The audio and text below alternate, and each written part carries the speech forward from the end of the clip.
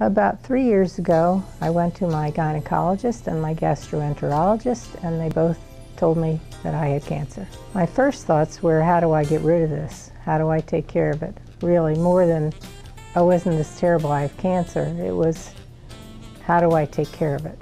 Unbeknownst to either my gynecologist or my gastroenterologist, they both recommended Dr. Abdelhai. I had never even heard of him.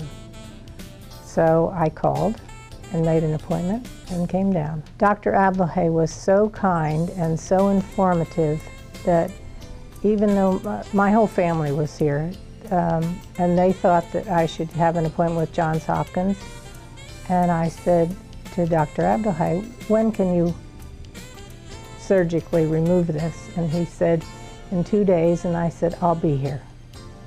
No questions asked. He instills such confidence in you that you knew you're going to the right man. Probably the biggest area in my life was my family and the family here at the Women's Resource Center, who just help you through everything. I mean, they are your family when you get here. My first treatment was a year, and then I was on maintenance, and then it came back. It didn't come back, it was a new one that was discovered, and now I'm in remission and on maintenance again, doing much better. Everyone here at the Cancer Centers encourages you to go on with your life and do the things you do. I like to golf. When are you golfing? Did you golf today? How are you doing? And that was right from the get-go. I was out golfing. And I find that the people I golf with have come down here. And even today I said to a girl, she said, who did you come to? I said, Dr. Abdelhai. Oh, I came to him 20 years ago. So it's amazing. I think you're always in the back of your mind thinking it'll come back again, or it could come back again. But this group makes you think that you're going to make this through this. They got it all. You're done. Go out and live your life and have a good time. And when we're done taking care of you, we're not going to see you again. You're going to be out there doing the stuff you like to do. Well, that's a hard one, but I think you'd first of all get to your Dr. Abdelhai as soon as possible. When you think there's any sign or indication that things aren't right, know your own body and move on it. Don't wait around, and have him take care of it. And don't be afraid of it. A lot of people thought they had cancer, and when they came here, they didn't have cancer. So you need to get it taken care of. But all the knowledge that is out there, this man has. So, you know, don't be afraid that you're going to the wrong place, because you're not. I did genetic testing. Even though I'm older, it probably wasn't going to be genetic in my family because of that reason. And it came back that it was not. So that was a relief to my family. I have 3 daughters, and they have daughters, even though it could also be sons. But, you know, it was good information for them to have. No, when I thought about it coming down, I thought, though, a lot of people, I think, go to a surgeon because he's known to be an expert surgeon. With Dr. Abdelhai, after your surgery is over, that's over. That's the minor, really the minor part as far as you are a patient.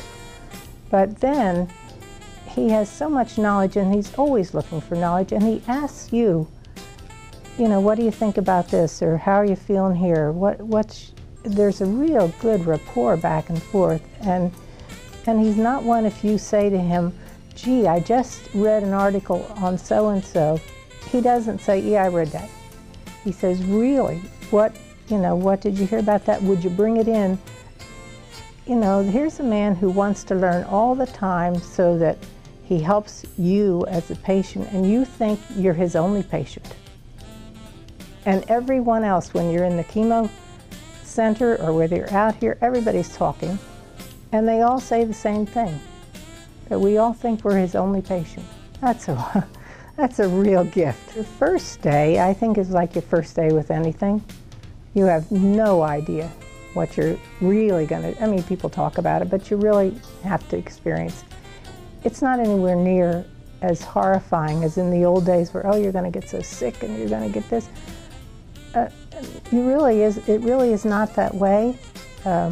Yes, some of the chemo is pretty rough, and sometimes you do get a little sick, but it's not something that you can't control.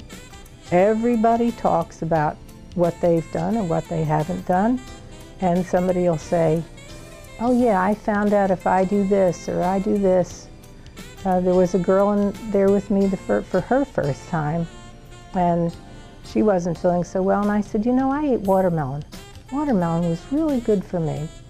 And I ate these little dum-dum lollipops. In fact, I've got about 20 of them in my purse here. Here, you can have them. Boy, when I saw her the next time, she had a big bowl of watermelon and her dum-dum lollipops. Oh, you saved my life.